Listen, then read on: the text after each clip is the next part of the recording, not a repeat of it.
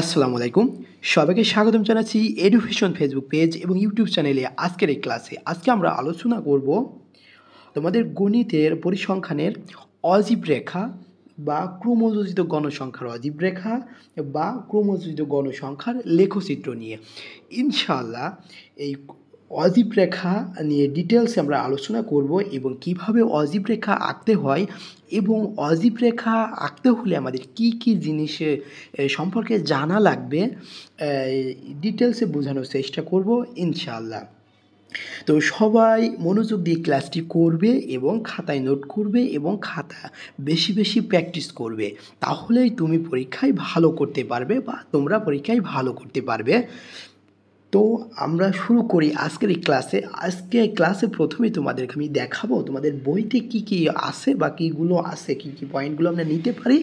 তারপরে আমি তোমাদের জন্য স্পেশালি নোট করে রাখছি, নোট থেকে সুন্দর করে বুঝিয়ে দিব যাতে তোমরা সহজে অজীব রেখাটা কি বুঝতে পারো বা পরীক্ষার খাতায় যে হুবহু বইয়ে যেভাবে আছে সেভাবে উপস্থাপন করতে পারো। তো আমরা শুরু করি। তোমাদের বইয়ে কি আছে, অজীব রেখাটা কি বা অজীব রেখা কাকে বলে বা কিভাবে কি করা যায় সেটা তোমাদের আগে আমি দেখাই। এই যে ক্রমযোজিত গণসংখ্যা, অজীব রেখার আরেকটা নাম হলো ক্রমযোজিত গণসংখ্যার লেখচিত্র। তোমার পরীক্ষায় আসতে পারে যে ক্রমযোজিত গণসংখ্যার লেখচিত্র অঙ্কন করো বা অজীব রেখা, সংক্ষেপে অজীব রেখা অঙ্কন করো। যে অজীব রেখা কাকে, কোনো উপাত্তের অজীব রেখায় এক কথায় বলতে হয় যে সাপের ফণা মতো দেখতে। তোমরা অনেকেই সাপ দেখেছো বা সাপের ফণা তুললে কি হয়, একদিকে এরকম ব্যাকা করে করে থাকে, ফণা করে থাকে। যে ফণা মতো, সাপের ফণা মতো যেটা, ওইটাই হচ্ছে কি অজীব রেখা। আচ্ছা ঠিক আছে। কোনো উপাত্তে শ্রেণী বিন্যাসের পর শ্রেণী ব্যবধানের উচ্চ সীমা এক্স অক্ষ বরাবর এবং শ্রেণীর ক্রমযোজিত গণসংখ্যা, কি যে সংখ্যা, ক্রমযোজিত গণসংখ্যা ওয়াই অক্ষ বরাবর স্থাপন করে ক্রমযোজিত গণসংখ্যার লেখচিত্র বা অজীব রেখা পাওয়া যায়। ক্রমযোজিত গণসংখ্যা বা যোজিত গণসংখ্যা তোমাদের আমি দেখাইছি যেদিন গত লাইভ ক্লাসে পার্ট 1-এ তোমাদের দেখাইছি। ওখান থেকে যারা ক্রমযোজিত গণসংখ্যা বোঝো না ওই ক্লাসটি অবশ্যই দেখে আসবা। আর আমি এখানেও দরকার হয় একটু বোঝানোর চেষ্টা করব তোমাদের। তো দেখতে থাকো যে ক্রমযোজিত গণসংখ্যার লেখচিত্র বা অজীব রেখা কীভাবে করতে হয়। কোনো উপাত্তের শ্রেণী বিন্যাসের পর শ্রেণী ব্যবধানের উচ্চ সীমা এক্স অক্ষ বরাবর এবং শ্রেণীর ক্রমযোজিত গণসংখ্যা ওয়াই অক্ষ বরাবর স্থাপন করে ক্রমযোজিত গণসংখ্যার লেখচিত্র বা অজীব রেখা পাওয়া যায়। গণসংখ্যা নিবেশন অজীব রেখা, এমনও তোমার প্রশ্ন আসতে পারে যে এমন একটা সারণী দেওয়া রয়েছে, বলছে গণসংখ্যা নিবেশনের অজীব রেখা অঙ্কন করো, ক্রমযোজিত গণসংখ্যার লেখচিত্র অঙ্কন করো বা অজীব রেখা অঙ্কন করো। একই কথা, এই তিনটা প্রশ্ন উত্তর একই, ঠিক আছে। এই যে ক্রমযোজিত গণসংখ্যার অজীব রেখা অঙ্কন করতে হলে ছক কাগজে উভয় অক্ষে প্রতি এক ঘরকে 2 একক ধরে প্রদত্ত উপাত্তের ক্রমযোজিত গণসংখ্যা অজীব রেখা আঁকা হলো। এই যে তোমাদের এখানে একটা দেওয়া রয়েছে, বলছে ছক কাগজে উভয় অক্ষে প্রতি এক ঘরকে 2 একক ধরে প্রদত্ত উপাত্তের ক্রমযোজিত গণসংখ্যার অজীব রেখা আঁকা হলো। তো এই অজীব রেখাটা কিভাবে হয়েছে দেখো, এইটা তোমাদের বইয়ে এইভাবে দেওয়া রয়েছে। আমরা ঠিক এইভাবেই করার চেষ্টা করব, কিন্তু একটু ভিন্নভাবে। তোমাদের এই বইয়ে আর একটা উদাহরণ দেওয়া আছে, আমি ওই উদাহরণ নিয়ে তোমাদেরকে নিয়ে যাই। ওই উদাহরণটা দেখলে তোমরা ভালোভাবে সুন্দর করে বুঝতে পারবে।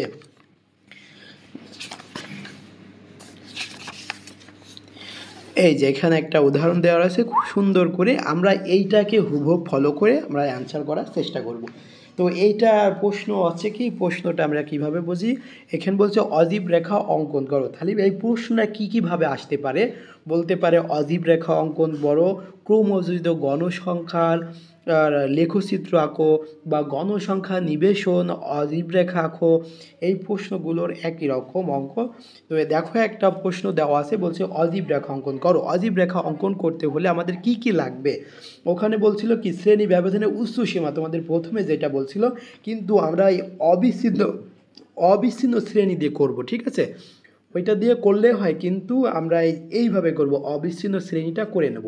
আমরা গণসংখ্যার উচ্চ সীমা নিয়ে করব না, ঠিক আছে? ওইটা করলেও হবে। তবে আমরা অবিচ্ছিন্ন শ্রেণী দিয়েই করব। প্রায় প্রত্যেকটা গাইড বইয়ে বা হলো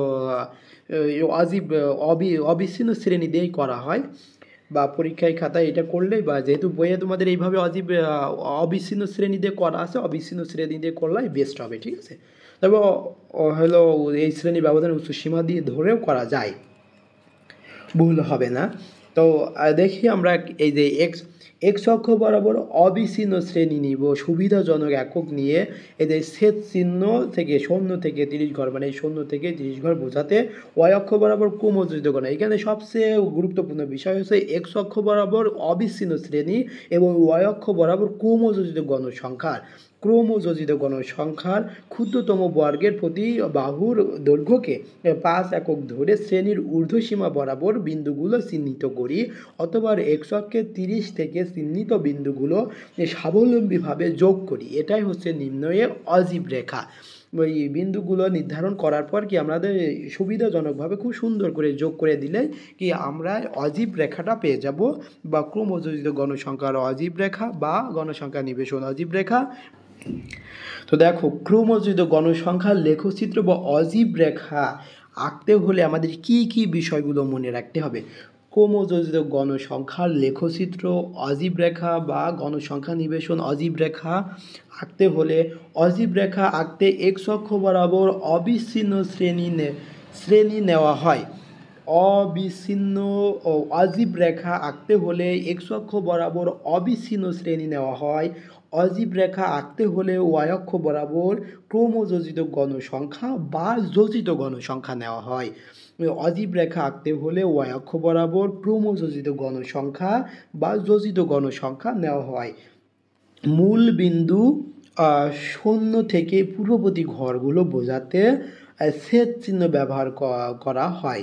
মূল বিন্দু 0 থেকে পূর্ববর্তী ঘরগুলো বোঝাতে ছেদ চিহ্ন ব্যবহার করা হয়। ক্রমযোজিত গণসংখ্যা চিহ্নিত বিন্দুগুলি স্বাবলম্বীভাবে যোগ করলেই অজীব রেখা পাবো। ক্রমযোজিত গণসংখ্যার চিহ্নিত বিন্দুগুলো স্বাবলম্বীভাবে যোগ করলেই অজীব রেখা পাবো। অজীব রেখাকে ক্রমযোজিত গণসংখ্যার লেখচিত্র বলা হয়। অজীব রেখাকে ক্রমযোজিত গণসংখ্যার লেখচিত্র বলা হয়। তবে আবারও আমি তোমাদের বলছি, এই 4টে পয়েন্ট তোমাদের কি অবশ্যই মনে রাখতে হবে। মনে রাখতে পারলে তোমরা এখান থেকে এমসিকিউ আসলেও পারবে, আর পরীক্ষায় তো প্রশ্ন অ্যান্সার করতে পারবেই। তো ক্রমযোজিত গণসংখ্যার লেখচিত্র বা অজীব রেখা আঁকতে হলে এক্স অক্ষ বরাবর কি নিতে হবে? অবিচ্ছিন্ন শ্রেণী নেওয়া হয়। অজীব রেখা আঁকতে ওয়াই অক্ষ বরাবর ক্রমযোজিত গণসংখ্যা বা যোজিত গণসংখ্যা নেওয়া হয়। মূল বিন্দু 0 থেকে পূর্ববর্তী ঘরগুলো বোঝাতে ছেদ চিহ্ন ব্যবহার করা হয়। ক্রমযোজিত গণসংখ্যার চিহ্নিত বিন্দুগুলো স্বাবলম্বীভাবে যোগ করলে অজীব রেখা পাওয়া যায়। অজীব রেখাকে ক্রমযোজিত গণসংখ্যার লেখচিত্রও বলা হয়। তো আশা করি এই খুব সুন্দরভাবে বিষয়গুলি বুঝতে পারছো। এবার আমি তোমাদের এখানে একটা অঙ্ক লিখে রাখছি, তোমাদের পরীক্ষায় যেমন অঙ্ক পড়তে পারে।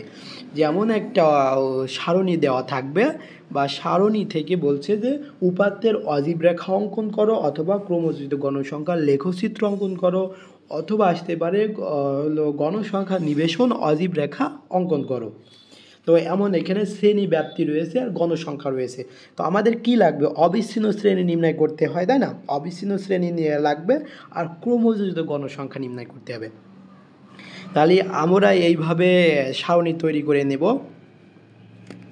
সারণী তৈরি করে নিলে যে হলো শ্রেণী ব্যাপ্তি যা আছে 31 থেকে 40, 41 থেকে 50, 51 থেকে 60, 61 থেকে 70, 71 থেকে 80, 81 থেকে 90, 91 থেকে 100। এটা কি রয়েছে? উদ্দীপকে যেটা দেওয়া রয়েছে যে শ্রেণী ব্যাপ্তি। আর শ্রেণীর ব্যাপ্তি এখন গণসংখ্যা বা এফআই দ্বারা গণসংখ্যাকে বোঝানো হয়। গণসংখ্যা প্রথম ঘরে এই 30 থেকে 40-এর ঘরে হলো 4, তারপরে 6, তারপরে 8, তারপর 12, তারপরে তারপরে 9, তারপরে 7, তারপরে 4। তো তারপরে তোমাদের দেখাই আমি ক্রমযোজিত গণসংখ্যা কিভাবে নির্ণয় করবে। ক্রমযোজিত গণসংখ্যা নির্ণয় করতে হলে যে প্রথমে যে ঘরে থাকবে যে এই ঘরে হুবহু সেই 4ই বসেছে, তাই না? 4ই বসেছে, তাহলে এই 4-এর সাথে আবার এই যে এই পরের ঘরের পরের গণসংখ্যা যোগ করতে হয়। পরের গণসংখ্যা যোগ করতে হয় 4-এর সাথে যে 6 যোগ করলে কত হয়? 4 যোগ 6 যোগ করলে দেখো 10 হয়। এই 10-এর সাথে আবার এই যে এই পরের শ্রেণী কী করতে হয়? আমাদের যোগ করতে হয়। তাহলে 10 যোগ হলো 10 যোগ কত? 8। এই দেখো 18। এই 18-র সাথে এই যে পরের শ্রেণীর গণসংখ্যা কত আছে? 12। 18-র সাথে এই 12 যোগ করতে হবে। কত হয়? দেখো 30 হয়। 30 হয়েছে। তো 30 হয়। 30-এর তারপরে 30-এর সাথে এই পরের শ্রেণীর ঘরের কত? এই 9 যোগ করতে হবে। তাহলে 39 হবে। 39 হয়েছে। তারপরে আসছে তোমার এই 39-এর থেকে 7, এই যে এই শ্রেণী পেতে হলে 7 যোগ করতে হবে। তাহলে যোগ করো 7, এই যে 46 হয়েছে। 46 সাথে এই শেষের ঘরে কী হবে? পরের ঘরের গণসংখ্যা কত? 4। এই যে 50। এই যে এখানেও 50 হয়েছে, আর এই যে মোট গণসংখ্যা যোগ করলেও 50 হবে। তা মোট গণসংখ্যা যোগ করলেও 50 হবে। তাহলে আমাদের কি ক্রমযোজিত গণসংখ্যার সারণীটাই আমাদের হয়েছে, তাই না? গণসংখ্যাও যা হবে মোট যোগ করলে, আর ক্রমযোজিত গণসংখ্যা উপর থেকে একটার পর একটা যোগ করতে করতে আসলেও আমাদের 50 হবে। এবার আসি অবিচ্ছিন্ন শ্রেণী কীভাবে নির্ণয় করবে। অবিচ্ছিন্ন শ্রেণী নির্ণয় করার সহজ টেকনিক হচ্ছে, আগে তোমাদের বইয়ে কিভাবে দেওয়া আছে সেটা আমি তোমাদের দেখাবো। বইয়ে দেওয়া আছে যে এই যে প্রথম শ্রেণীর উচ্চ মান আর হলো তার দ্বিতীয় শ্রেণীর নিম্ন মান যোগ করতে হয়। প্রথম শ্রেণীর উচ্চ মান কত? প্রথম শ্রেণীর উচ্চ মান রয়েছে এখানে 40 যোগ পরের শ্রেণীর নিম্নমান কত? 41। ভাগ দিতে হয় 2 দ্বারা, ভাগ করতে হবে 2 দ্বারা। কত হয়েছে? 40.5। ওইটা হচ্ছে ওই প্রথম শ্রেণী উচ্চ অবিচ্ছিন্ন শ্রেণী, যে প্রথম শ্রেণী উচ্চ হয়েছে অবিচ্ছিন্ন শ্রেণী, আর ওইটাই হবে নিচের শ্রেণী কি? নিম্ন অবিচ্ছিন্ন শ্রেণী। তারপরে এবার এই যে কত ব্যবধানে সাজানো এটা, হ্যাঁ, এটা ব্যবধানে ওইভাবে যোগ করে করে আসলে হয়ে যায়। তাহলে এই 50 পেতে হলে আমাদের কি করতে হবে? এই দুটো যোগ করতে হবে। দেখি, 50 যোগ হলো 51 ভাগ হলো 2। এই যে 50.5 আমরা এইভাবে পাচ্ছি। উচ্চ সীমা আর নিম্ন সীমা এগুলো কি আমরা এইভাবে অবিচ্ছিন্ন শ্রেণী নির্ণয় করি। তোমাদের আমি খুব সোজাভাবে মানে বাংলাভাবে বুঝিয়ে দেব যে এখানে যেটা দেওয়া থাকবে প্রথম ঘরে, হ্যাঁ, এখানে রয়েছে 31। 31 থাকলে ওর থেকে 1 কম নেবে, হ্যাঁ, 1 কম নেবে 30, 30.5। 30.5 এখানে যা থাকবে ওর সাথে 0.5 যোগ করবে, ঠিক আছে? এই সেম এইভাবে করে যাবে। এর হয়তো হিসাব নিকাশের দরকার নেই, যখন পরীক্ষা আসবে বা লিখতে বলবে তখন আমি যেভাবে প্রথমে দেখালাম ওইভাবে করবে। আর এখানে 30 রয়েছে, 30 পয়েন্ট, এখানে 31 রয়েছে, 1 কমিয়ে দেবে, 1 কমিয়ে দিয়ে 30.5 দেবে। 30.5 আর 40.5, এখানে 40 পয়েন্ট, এই যে 40.5, 50.5 হলো 50.5, হলো 60.5, এই হলো 60.5, এটার নাম নামে আসবে এখানে, এটা 70.5, এটা এখানে নেমে আসবে। তারপরে 80.5, এই যে 80.5, এই যে 90.5, এটা নেমে আসবে 90.5, আর এই যে 100.5। একেবারে ইজিভাবে তোমাদের বুঝিয়ে দিলাম। অজীব রেখা আঁকতে হলে তোমাদের কি করতে হবে? নিচেই লিখতে হয়, একটু লিখতে হয়। এই x অক্ষ বরাবর অবিচ্ছিন্ন শ্রেণী এবং y অক্ষ বরাবর কি নিচে ক্রমযোজিত গণসংখ্যা নিয়ে অজীব রেখা নিম্নরূপ। তাহলে আমরা এখানে সাধারণত একটা গ্রাফ কাগজ নিয়েছি। গ্রাফ কাগজ আমার কাছে নেই, আমি একটু খাতায় দাগ টেনে নিয়েছি, ঠিক আছে? তাহলে এটা মূল বিন্দু, এটা মূল বিন্দু 0। আমরা এখানে 5 ঘর করে বোঝাই। এখানে মোট উঠতে হবে আমাদের 50 ঘর পর্যন্ত। যদি 5 করি, 5, 10, 15, 20, 25, 30। আচ্ছা, আমি 5 ঘর করে নিই, তাহলে আমার পক্ষে সুবিধা হবে। 5, 10,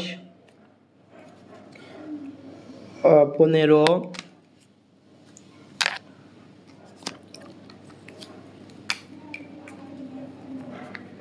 5, 10, 15,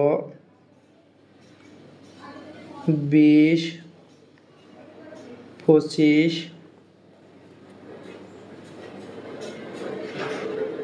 30 35, এখানে হবে না 40 45, এই দেখেন 50, আমাদের 50 ঘর পর্যন্ত উঠতে হবে। তাহলে এখানে আমরা একটা একটু বিন্দু বিন্দু করে দিয়ে নেবো যাতে স্পষ্ট করে বোঝা যায় যে এটা হলো 10 ঘর এখানে বোঝাইছে, এখানে 5 ঘর 15 ঘর, এখানে 20 ঘর, এখানে 25 ঘর, এখানে 30 ঘর, 40 45 এই 50। তাহলে আমরা একটু দাগ টেনে নিয়ে একটু সুন্দর করে করব। এই যে সোজা করে এই পাশে ওই এক্স ওয়াই অক্ষ টেনে নিলাম, এপাশে বড় অক্ষরের ওয়াই, আমি এইগুলো একটু টেনে নিব তাহলে আরো সুন্দর হবে।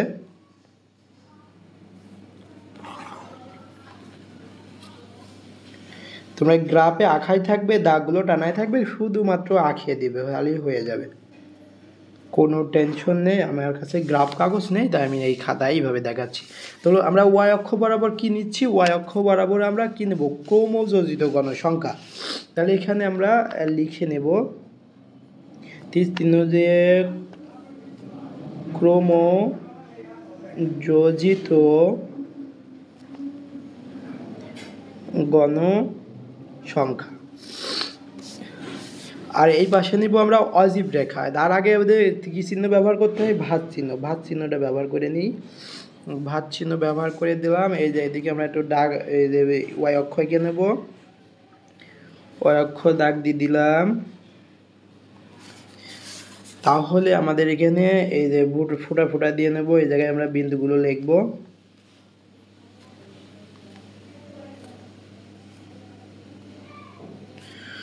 এটা হচ্ছে এক্স অক্ষ, এক্স অক্ষের সময় আমরা কি এই যে অবিচ্ছিন্ন শ্রেণীগুলো লিখবো, তাই না।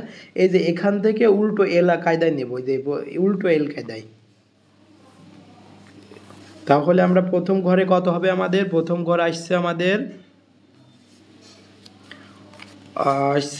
30 পয়েন্ট কত, 30.5, এই যেখানে তাহলে আমরা লিখবো 30.5। তারপরে আসছে 40.5, তারপর আসছে কত 50.5, তারপরে 60.5, তারপরে 70.5, তারপরে 80.5, তারপরে 90.5, তারপরে 100.5, এই পর্যন্তই। তাহলে দেখো এল কায়দায় নিয়েছি আমরা, উল্টা এল কায়দায় নিয়েছি।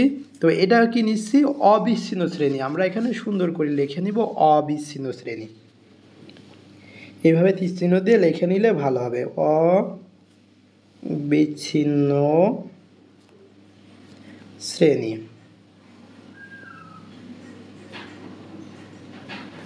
এই যে এতটুকুই, আশা করি তোমরা এই গ্রাফটা ওইভাবে আঁকতে পারবে। এইদিকে ওয়াই অক্ষ বরাবর ক্রমযোজিত গণসংখ্যা, এক্স অক্ষ বরাবর হলো অবিচ্ছিন্ন শ্রেণী। তাহলে এই খাতায় এই যে তোমরা গ্রাফ এটা আঁকার পরে লিখে নেবে এক্স অক্ষ বরাবর অবিচ্ছিন্ন শ্রেণী এবং ওয়াই অক্ষ বরাবর গণসংখ্যা নিয়ে অজীব রেখা নিম্নরূপ। জাস্ট এইটুকু লিখবে, আর কিচ্ছু লেখার প্রয়োজন নেই। এক্স অক্ষ বরাবর অবিচ্ছিন্ন শ্রেণী এবং ওয়াই অক্ষ বরাবর ক্রমযোজিত গণসংখ্যা নিয়ে অজীব রেখা নিম্নরূপ, বেশি কিছু লেখার প্রয়োজন নেই। তাহলে এবার আমরা কি অজীব রেখাটা আঁকতে শুরু করব, তাই না। দেখো আমরা এবার দেখবো হলো ক্রমযোজিত গণসংখ্যার এই স্তম্ভগুলো আমরা তুলে নেব, উপরে তুলে নেব বা হলো আঁকা শুরু করব। তো দেখো হলো 30.5 ঘরে দেখি এখানে 30.5 কোনো মান নেই, তাহলে যে মূল বিন্দুতে থাকবে। এই 40.5 হলো 4 ঘর উঠবে, তাহলে এখানে 4 ঘর, হলো 50.5 এখানে 10 ঘর উঠবে, যে 10 ঘর। তারপরে 60.5 গেলে 18 ঘর উঠবে, যেখানে 20 ঘর, তাহলে আশা করি এই জায়গায় 18 ঘর, তাই না। তারপরে 70.5 ঘর উঠবে হলো 30 ঘর, এই যে 70.5, এই যে 30 ঘর। তারপরে 80.5 ঘর উঠবে হলো 39 ঘর, ওই 39 ঘর, 39 ঘর, এদের 35 ঘর, এই 40 ঘর, 39 ঘর, তাহলে এই জায়গায়, তাই না।